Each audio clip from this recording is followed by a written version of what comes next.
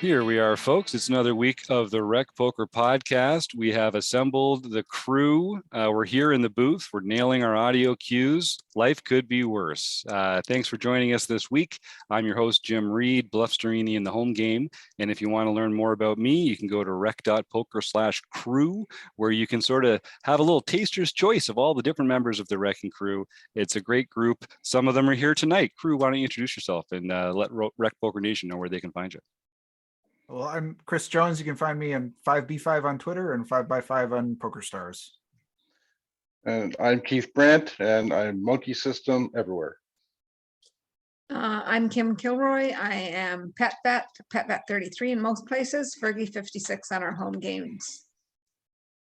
I'm Rob Washam, and I'm Radman 50 just about everywhere. Thanks, gang. I've got the best job in the world, so I just get to show up every week and talk poker with this panel of wizards. I also want to thank website AMP and the Running Aces Hotel, Racetrack, and Casino that make this possible through their support every week. So thanks, team. So it's Monday night. It's after the Chats edition of the podcast, and we are playing in the nightly home game. We're stealing each other's play money chips and trying to win that old bronze pin up there. It looks good. You can see it on hats. Oh, actually, I guess, Keith, you're the only one rocking the pins right now. Looking sharp, though. I like that. And we're going to pull a post from the Rec Poker forums, just like we do every week. And we always invite our premium members to come and join us here on the show. If there's ever a member that's made a post in the forums that they want to talk about with the panel, they've got an open invitation. We record most Monday nights. This week, we've got John Crowell joining us. He's going to be mostly focusing on the home game because this is the last day of the month that we're recording this, and he's been killing it in the leaderboard. So I'm going to take his post here, which is about range betting, value betting, pot odds, and equity denial. And John, you can just let me know if I'm missing anything or if we want a little more follow-up information. You just keep on stealing all those chips in the home game. Job number one. So John's got a great attitude. You can tell he's got a learner's mindset. So he opens his post right off the bat, just saying, not sure I know enough to even ask the right questions here, but here it goes. And John, I think this is an area where this kind of terminology can be confusing for people, or maybe it's kind of esoteric in how it gets applied. And I thought it was just a great chance for us to go over some of these concepts. So I'm just going to walk through the post a little bit here, and then group, let's just talk about the expressions as they come up. So range betting is the first one that comes up here.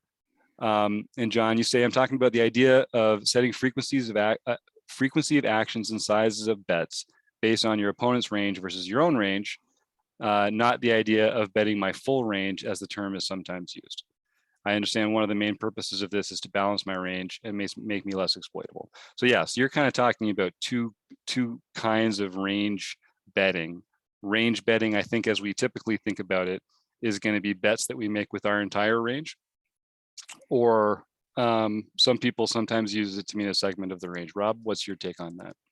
Well, I think typically what we're doing is we're taking, we have a range, our opponent has a range. Now, when we talk about betting, we're talking typically the flop, right? We're talking about a flop situation, and it all depends if you're in position, out of position, blah, blah, blah.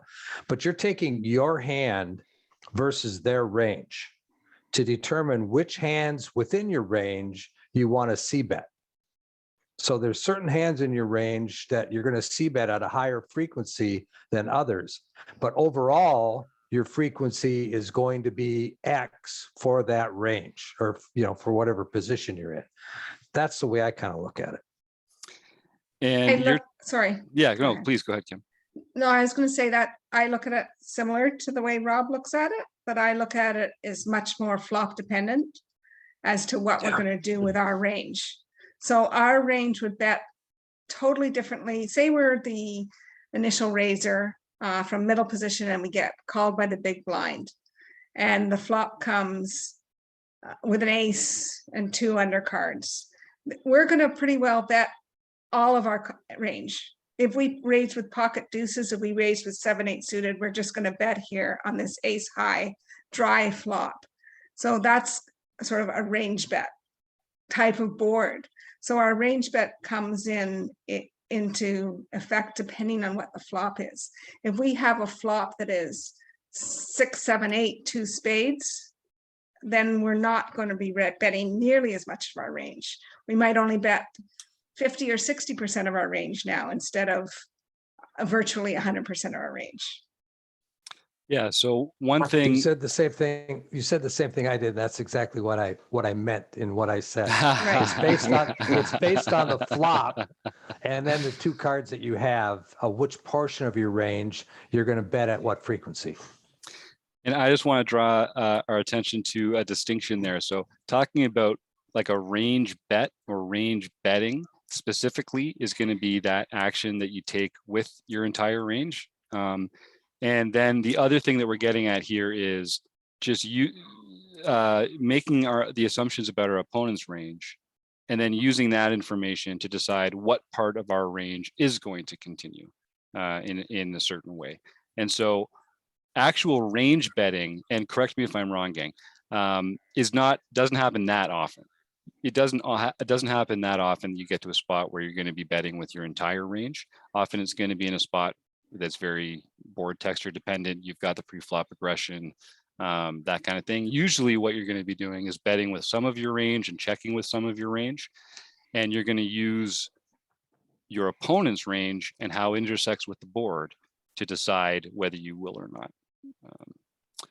And John says, so what do you call what we're learning with Gareth? Okay, great. So John's referring to the Gareth James study groups that we're doing through the MTT Poker Academy on Saturdays. And what we're doing with Gareth, so he's, let's use the flop as an example. So he's broken down the flop into various different textures. And then he's broken the kind of hands that we can have into different kinds of hands that we can have as well. And basically we're looking at certain flop textures. We're going to see bet at a very high frequency, and certain other flop textures we're going to see bet at a lower frequency. So flop ace king 2, we're going to see bet at a higher frequency than a flop 9, 7, 6, all the same suit, or let's say two-tone. So the bet size also changes. And the bet size based will on also that flop change. texture. Yes, great Yes. point, Rob. Great point. So our betting range is going to depend on the flop and our position and all this. But to keep it simple, we're going to have different betting ranges on different flops, which means we're going to have different checking ranges on different flops. And hands that we might choose to see bet on an ace king 2 board, we might choose to check behind on the 9, 8, 7 board, or whichever example I used there. So what we're learning with Gareth is basically, okay, I see what you're saying. It's how our entire range should be expressed. Not all of it's going to be through betting. Some of it's going to be betting and some of it's going to be checking, but we're looking at the entire range. Okay, so it's basically it's not range betting so much as just our range analysis. We're looking at our entire range, not just our betting range, and we're seeing which combos show up in the in each one there. And it's mostly just accounting for every combo in your hand. If you want to think about it like that, like you start pre-flop and you have this wide range of hands, and then you fold some of them and you continue with some of them. And all those hands that you continue with have to go somewhere by the end of the hand. You're either going to fold them or you're going to get them to showdown, or someone else is going to fold or something like that. And we as recreational players, we get caught just thinking about what are we going to do with these two cards in front of us, or maybe even cards that might be like this, or other cards that we wish we had in this moment. But we don't really think about what are we going to do with those other little parts of our range that aren't sexy or fun, but nevertheless got here anyway. But we need to like know what we're going to do with them. And that's what we're doing with Gareth James and the MTT Poker Academy, is saying, what do we do with our entire range? Now, does the use of does the use of this term also factor in exploitative play, like how we're going to change it if our opponent say he's on the button instead of the big blind, if he's a calling station or if he's overfolding, does the use of this term apply there, or do we go to different terminology now? The term range betting. Yeah. Yeah, I mean, again, just me personally, I only use the term range bet when I'm referring to spots where I'm just betting with every combo in my hand, in my range. So anytime that applied, that's when I would use it. So, but the concept of visualizing the entire range, I think we would do that in every spot. Yeah. I don't know if that answers your question, Keith. Or Yeah, someone else maybe. if villain's overfolding, we could range bet with our with any flop. Yes, I see. So if we had a note on this player that says, if we just had a note that, for instance, every time someone bets 6 big blinds, they fold, and we knew that every time we bet 6 big blinds, they would fold, then we could just bet 6 blinds with our entire range, for instance. And like that would be a good one. Or yeah, any spot where you can say that they, although I guess we wouldn't want to do that with our nutted hands in that case, interestingly. Right. Okay. True. But yeah, basically. It just doesn't come up that often that you make usually they're just good bluffing spots where you're betting 100% of your range there. And I don't think I've ever heard it referred to as range betting. I think you use your range to determine when you're going to see bet. So it's not really called range betting. It's called see betting. And your range is going to inform the times that you are going to see bet versus the times you're not, how frequently you're going to do it, and what bet sizes you're going to use. To Keith's point, you want to be exploitative when you have a person that overfolds. Then you can take more of your range that you may check and you may bet with that now because you know that he's going to overfold. So maybe some of those hands that you would normally check in a GTO solved situation, you are now going to bet because you know he's going to fold. Okay, yes, I like that. That's exactly correct. And John, I'm just going to unmute you here. Actually, you can unmute yourself there and jump in anytime. There you go. Okay. So that helps me get to the heart of my question, which was, again, I was just using the wrong term, but this range analysis that Jim's talking about and that we learned with Gareth, we learned that with if I'm in position and I was the aggressor, on certain boards, I'm supposed to see bet a certain amount. Sometimes it's a high bet, sometimes it's a low bet. But sometimes I find that is in conflict with other ideas of what I want to do with a hand.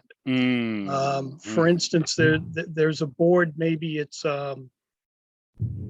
I have pocket aces and the board comes out ace, king, queen. And according to Gareth's or the solver's answer, I'm supposed to bet that very high frequency, and I'm supposed to make a big bet on it. But since I'm sitting there with 3 aces, I think I want to keep somebody in by value betting, but value betting small. And so there are times to me when my motives are in contrast with what this range analysis has taught us. And I'm wondering if the range analysis is in fact another level of learning that I'm finally just getting to, and I have to leave these other motivations behind and just sort of let the range analysis take over and follow that completely. Kim, you look like you wanted to jump in there. I did for part of the answer. When we're betting a lot, when we're betting frequently, so say it's an ace or king high board and we are in position versus the big blind, for instance. So our range is very strong on those boards and we're betting almost 100% of our range and not close. So when we're betting so frequently, our bet sizing should generally be small. And the only time it should be larger is not dependent on our hand strength, but depending on whether or not there's straight draws on the board, for instance, or something else, some type of draws. If there's double straight draws or something, then we can bet higher. Yeah, and John's referring to this. We saw this amazing spreadsheet that Gareth put out that had, it was all sort of, he did the math for us. And if you're listening, you really got to join our premium membership for $5. Use the code RecPoker and just join these MTT sessions with Gareth James. There's so much fantastic knowledge in there on these Saturday sessions. So do come along and join that. And yeah, so yeah, and he goes into some detail about the sizes you should use on various board textures. But John, I think the one thing I wanted to address in your question there, this is the question of poker. This is, we kind of talked about this in the last episode where Chris was playing a hand in the Venom. And we said sort of like, so how balanced do you even want to be here? Like, how much do you care about playing your entire range versus playing this one hand this time? Because you just hit the nail on the head, John. So I have a thought on that too. Yeah, please. And I think it's so to kind of get back to your question about whether this is like the next level of poker learning or thinking or something like that. It may be, and it really, really depends on who you're playing against, right? If you're playing against players who you know that you can bet big when you've got it and small when you don't, and they're not going to notice the difference. If you can, take them, to when you hit your set of aces and you can just bet huge, and they're just going to keep calling you because they don't quite recognize the fact that you're betting big when you've got value and you're betting small when you bluff. You're in a great game and you can just do that all the time, right? But the moment that somebody starts to pick up on that is the moment we have to start incorporating some of these tools and some of these ideas. The moment that somebody says, aha, I get it. You're betting big when you have it. You're betting small when you don't. Now you're in a precarious situation. And what you're doing by betting small with those aces in that situation is you're protecting the times when you opened with 9-10 of hearts, or this 7-8 of hearts or something, and you're still betting that board. Now they have to respect the fact that you can still have aces, and you're going to get a lot more. You're protecting your bluffs, basically, is what you're doing when you incorporate this kind of level of approach to how you're taking on a hand. And that is really important if you have opponents who will sort of be able to pick up on that. Does that make sense?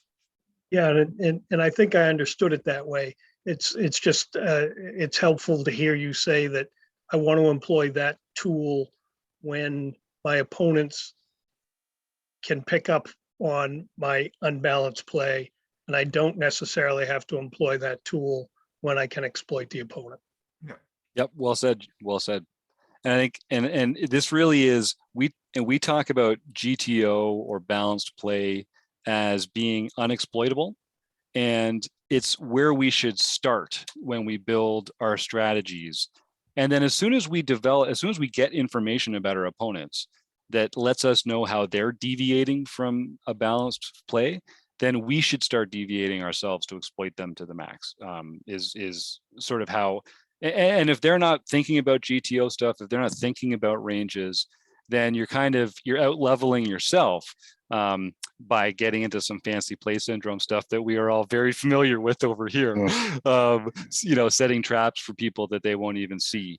But ultimately, the one thing that you said earlier was, I've got this one hand in front of me, this pair of aces here, and one thing that we as poker players need to decide is, am I interested in all the times I'm going to be in this spot, making the most money with all the hands I'll ever have in this spot, and in which case I should play in a way that maximizes the profit over the entire range?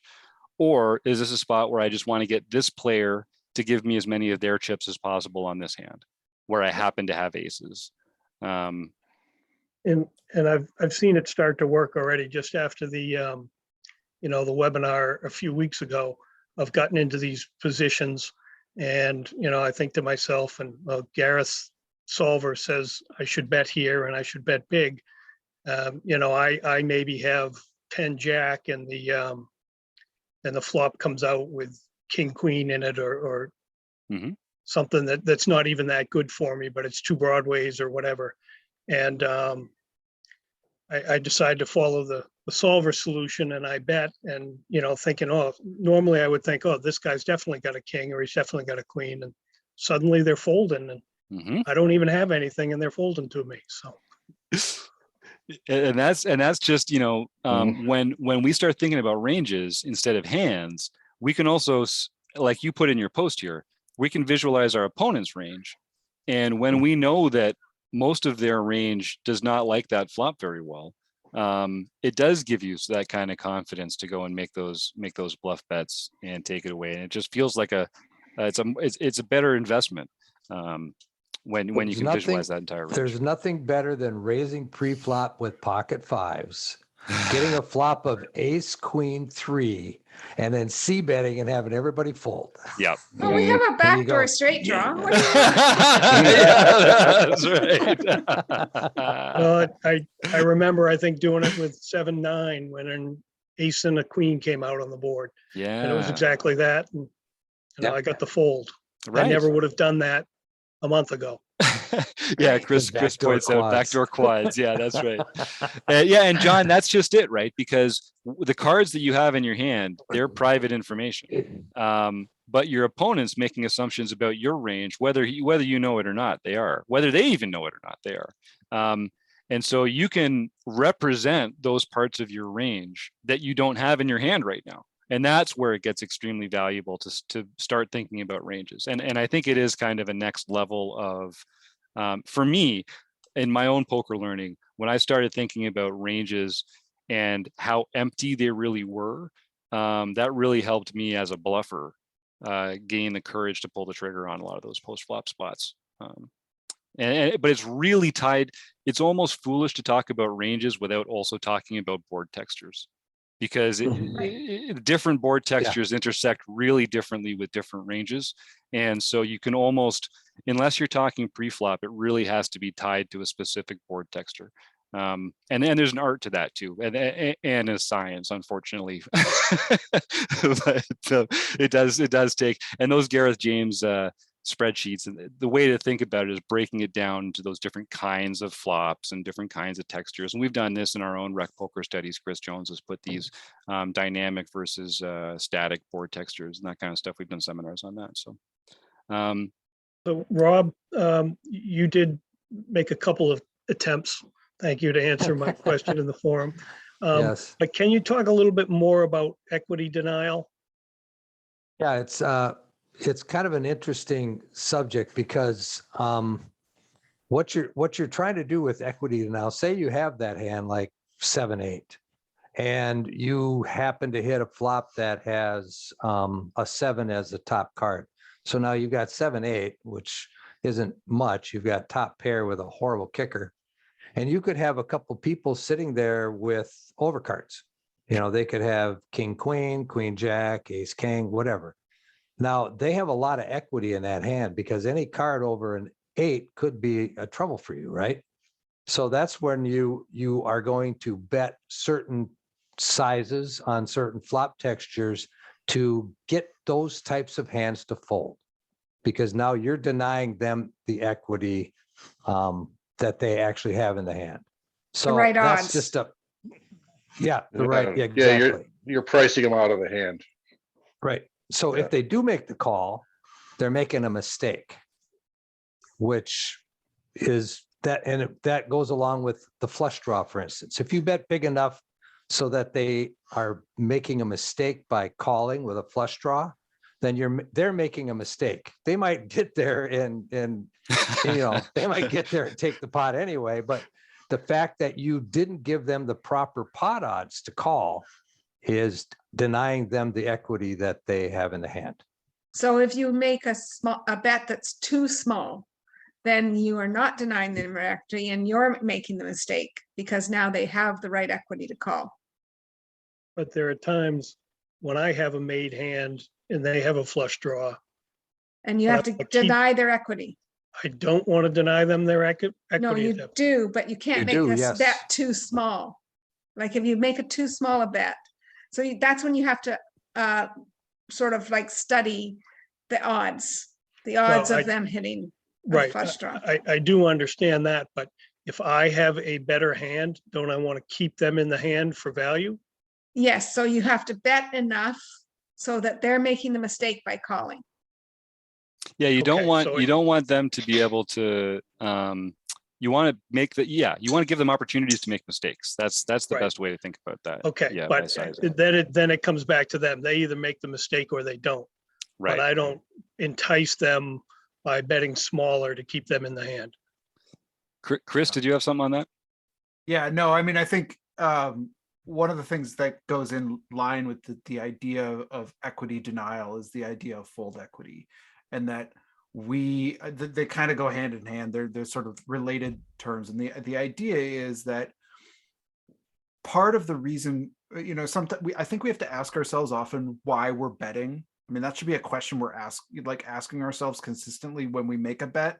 I am making a bet for equity denial / value. I am making a bet as a bluff, and I am targeting this kind of hand with this bluff, this kind of better hand to fold. And what we're doing there is we're helping ourselves understand why we're betting. And so that, because to me, one of the reasons when we have 7-8, right, and it's a 7 high flop, but there's 2 clubs on it, we probably have the best hand. If it's a 7-4 deuce flop with 2 clubs, we probably have the best hand. And if somebody has 2 clubs in their hand, there's nothing better than them folding. Yes, it's great if they call and no clubs hit, and that's great. But they probably have cards that are going to be above ours, in those club holdings. They can hit those too. If they've got Jack 10 of clubs, they have a lot of equity. Let's take this is not a great hand to begin with. This is awesome. If they fold, that's just wonderful. That's right. So it's for protection as well. Right. So when you have a overcard, say an overpair to the board. So instead of top pair, you now have an overpair. Say you have pocket aces or pocket kings, and it comes 7 high with 2 clubs, and you don't have a club in your hand. Now you can bet, but you may not need to bet as big as you might want to bet when you've just hit the 7, and now you're betting for protection and for equity denial. Although I here still we're won't- already talking about having different sizes for different parts of our range, though. So we're Mhm. already kind of getting away from that standardized approach, which is fine because we're Well, often there choosing are to. 2 different bet sizes. also true. Yeah. When the solvers will often come with a bunch of different bet sizes that you should use. That's a right? good That's point. So- really the heart of my question right there. Aha! Are those times, is that what's going to make me decide if the solver says bet 96% of the time and check 4% of the time or whatever? Just I'm reversing round the it to situation 100. here. I'd round it to 100, yeah. Yeah. But the bet Um, size is what you're getting at. And the bet size really has to do with the flop texture is Mhm. going to inform what the bet size should be. And as part of that, the solver is already built in that the reasons why you're betting the different sizes is either to leverage the advantage you have knowing your own cards or realizing your own equity or preventing your opponent's equity realization. So those are the 2 things that you're trying to do. And the solver's suggestions as what the bet sizes should be are based on those concepts. Okay. In a lot of the situations, you're going to have a choice that's roughly 50-50 between 2 bet sizes. And now you're thinking about exploitative play. If you've got the hand and he likes to call with something worse, and he'll call when you price him out of his draw, then you make the big bet size. If he's aggressive, he's going to check raise you a lot, or something when he's got something he could check raise you with, maybe then you'd go with the smaller sizes. So it depends on, this is, when you see those two different, those mixed strategies, and they're roughly even and like 2/3, 1/3, or closer than that. Now you're thinking about exploitative play. Those are your exploitative opportunities. And John, if you want to go back, and for all our listeners too, if you want to go back into the Rec Poker seminar archive, we did a whole seminar on flop texture and betting. And I think it's one of the best ones we've done. I think it's really good conversation, some really good content there. I'm trying to pull it up right now. For some reason, my internet seems to be slowed down. I can't figure it, but it's go look for flop texture and betting, and it's a seminar we did, and there's some really good content on it, I think. Yeah, I remember that one. I think it was last spring. That was a really It should good be one. early 2020, I think is Yeah. when we did it, right? Oh yeah, I keep thinking I'm still writing 2021 on all my checks. It was early 2020 that we did it, I believe. Yeah. Yeah, that was like- before even almost I 2 years joined. ago. Yeah, there you go, Keith. It's February Whoa. of 2021. Flop Aha, texture. that? February Oh, it was 2021. just there. There you go. And Yeah, well, John, that. John, one thing that you've hit on here in your post is that the answer to so many poker questions is it depends. Depends. It's the answer so often because there are so many competing factors that it's sort of like there's a lot of assumptions that we have to make, right? Because we don't have perfect information. So different people might make different assumptions about what your opponent's range is, and they might also make different assumptions about what actions your opponent might take based on your actions. So that's hard. But then also, a lot of it's going to come down to you, the poker player, needing to decide in the moment, okay, am I going to listen to this part of my poker experience and teaching, or am I going to listen to this part? Because they are kind of telling me different things. And your job becomes, you have to be the one who decides which ones to kind of prioritize, which ones are more important. So an example for that might be you're coming up on the bubble of a satellite tournament or something. So you're going to look at all the different factors in your hand, but you're going to say, okay, now one thing that's really important that I can't forget about is ICM here. I can't go bust. So I'm going to put more emphasis on that when I'm building my strategy for this hand. I might play it a little more passively or something like that. Another situation you might be in and say, well, okay, so this player to my left is just raising me every time I open pre-flop.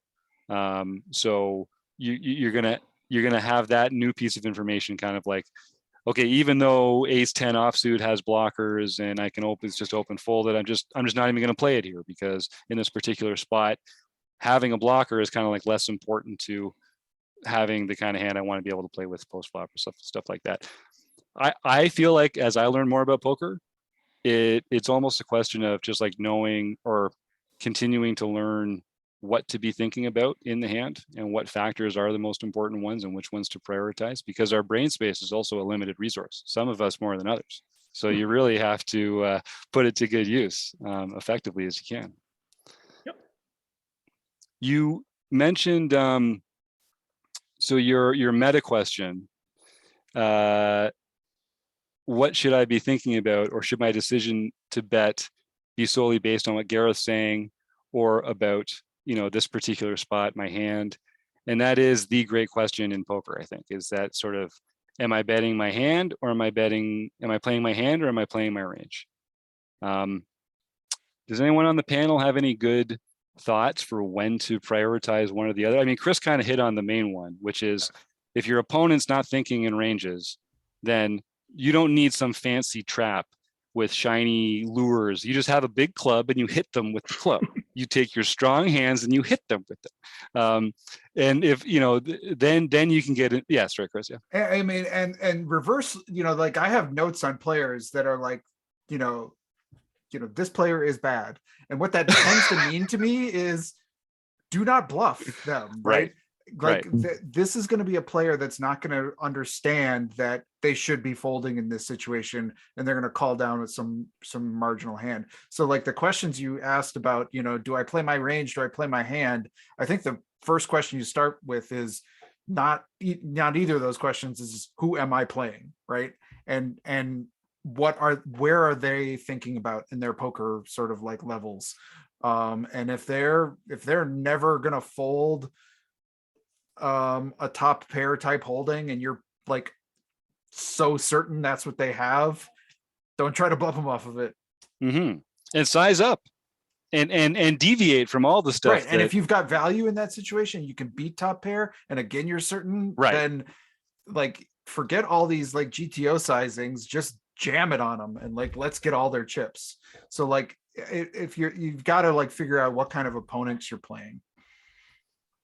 Yeah. And Yeah, don't you feel like responsible to theory either.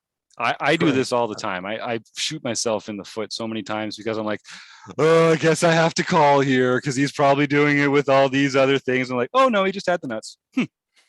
Oh, I guess I didn't they actually. always need to have call. it. Yeah. Sometimes they have it. just have it. Sometimes they have it. That's I've a been good calling eye. down a lot lately in live poker Yeah. and they haven't had it. So Right. Yeah, they know your have it if their game. breathing changes between 2 minutes, right? That's right. You got it. You got it. Thank you, Ryan LaPlante. I am never gonna forget that one. That's a good segue into his question about value betting and what value bets are. Well, sure. John, do you have Because- any other questions about that or Well, any just more points? what you had said there really hit home. Be responsible to theory. Right. And that goes back to my sort of the heart of the question as well. Am I supposed to be responsible to theory? And it sounds like yes, when it's appropriate. Yeah, but don't feel handcuffed to it. Right. That's the real key there, I think. And just listen to your, yeah. the more poker you play, the you can just listen to your insides more when it comes to that kind of most of the money we make in poker is not from sticking to theory, it's from exploiting our opponents. Yeah, I Yeah, think Rob? GTO is just the base that Mm. gives you the base strategy that you could use for every situation. And then you deviate from that based on your opponent's tendencies. Mhm. That's what it's all about. Yeah. So I don't think none of the players that we're playing against are playing GTO. Right. You know, you might see that in the super high roller bowl on TV or something like that. You might see a lot of GTO type play, but when you're talking our home games, our weeklies at the casinos, you're looking at those players and you're looking at ways to exploit what they're doing. And you have this basic knowledge of GTO, which tells you what is the right way to do it. So you can recognize when they're not doing it the right way and then take advantage of that. And John, I'll tell you this. If Gareth James was playing in our home games, he would also not be playing a GTO approach. He would be abandoning his spreadsheets that he shared with us to exploit the mistakes that the players in our games are making. Because ultimately, what you want to be doing is you want to be exploiting the mistakes that your players are going to make, which means you need to get good at player typing, start making good assumptions about the mistakes they're going to make, and then you can start setting those traps.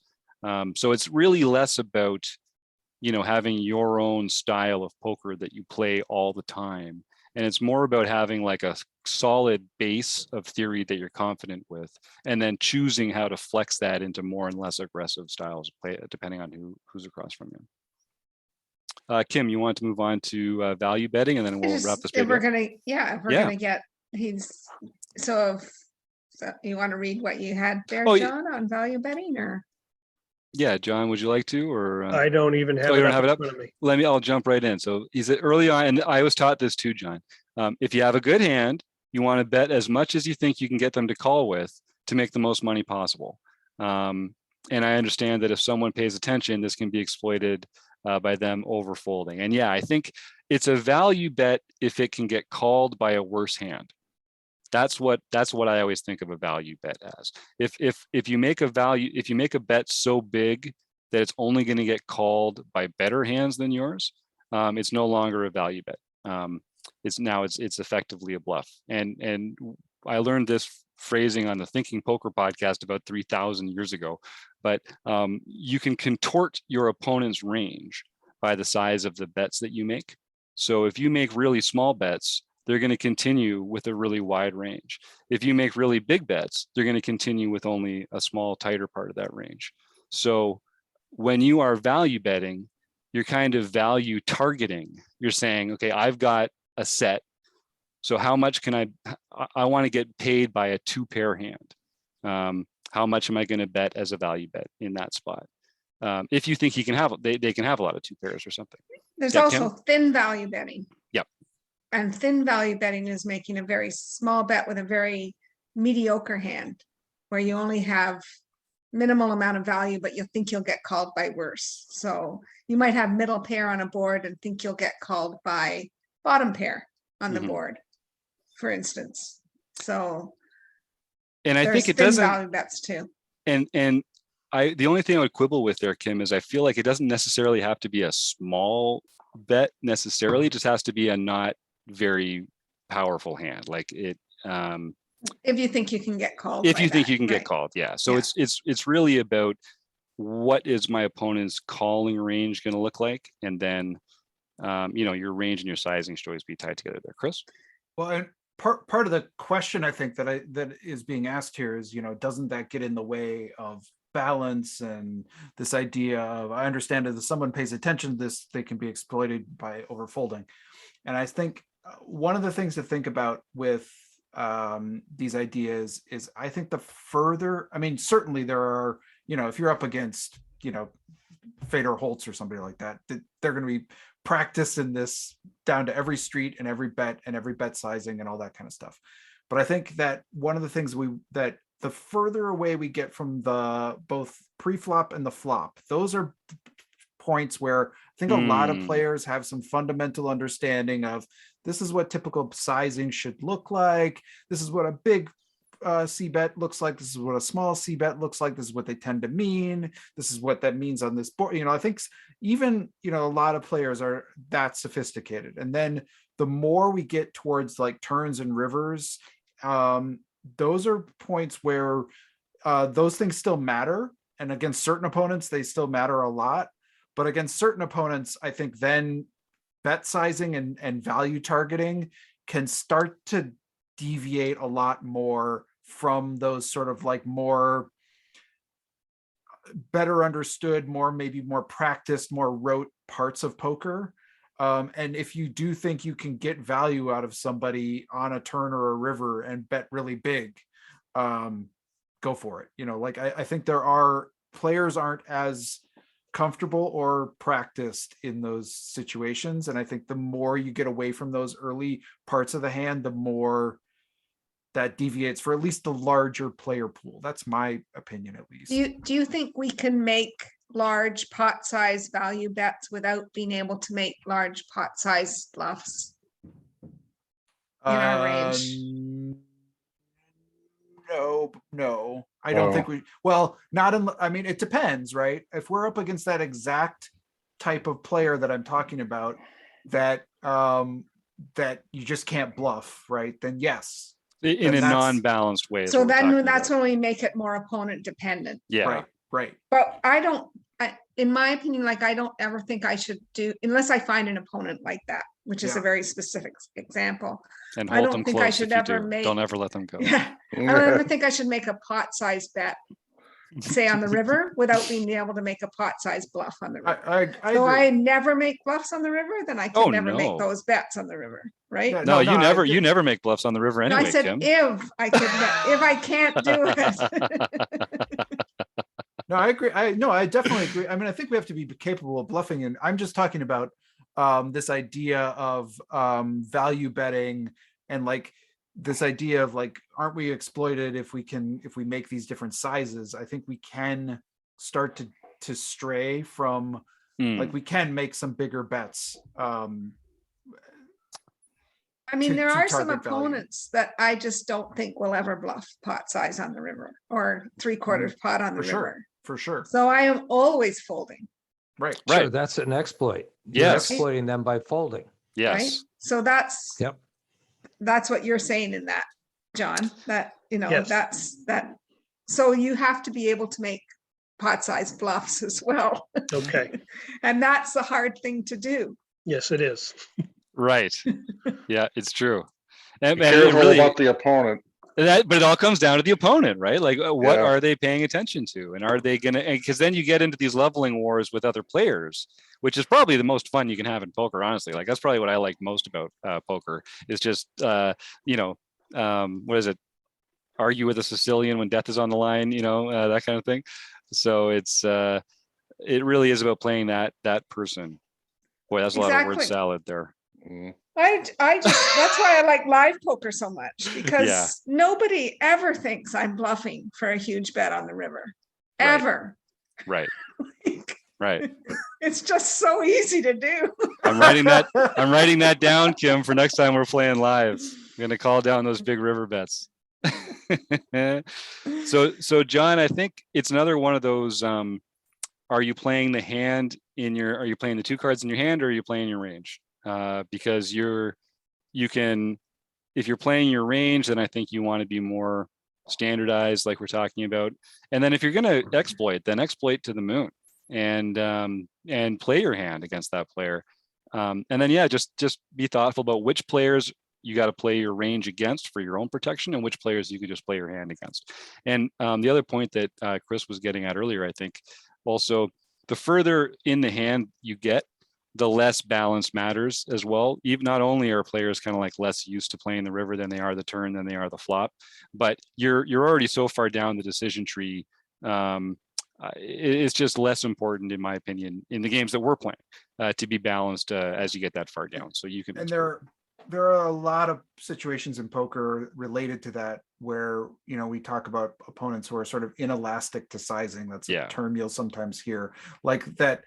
Like, I can bet 25%, like theory says here on the river here, but I've got the best hand and I'm pretty sure about it, and I don't think this opponent's going to fold for anything, so I'm going to go 2x pot, you know, and like they're going to call me. And that's great.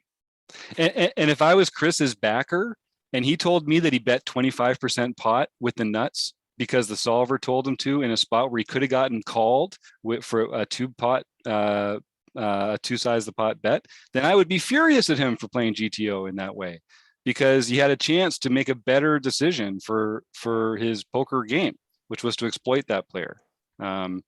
Weird way of getting at that, but I think you know what I mean. You're kind of like leaving money on the table if you don't exploit players. So, no, actually, that made it very clear. Yeah. Okay. So when you're your own backer, be furious at yourself when you think That's about it. it afterwards. Yes, because we are all our own backers, and even as recreational players, you know, we might not have a bankroll. Maybe we've got a budget instead, but that's, you know, that money comes from somewhere, and part of being you know, a serious player, the only way we get to keep track is with money, or with chips at least. So winning the most when you can win and losing the least when you can lose, that makes a big difference, because everyone wins with aces and everyone loses with 2-7. So if you can lose less, You win with aces?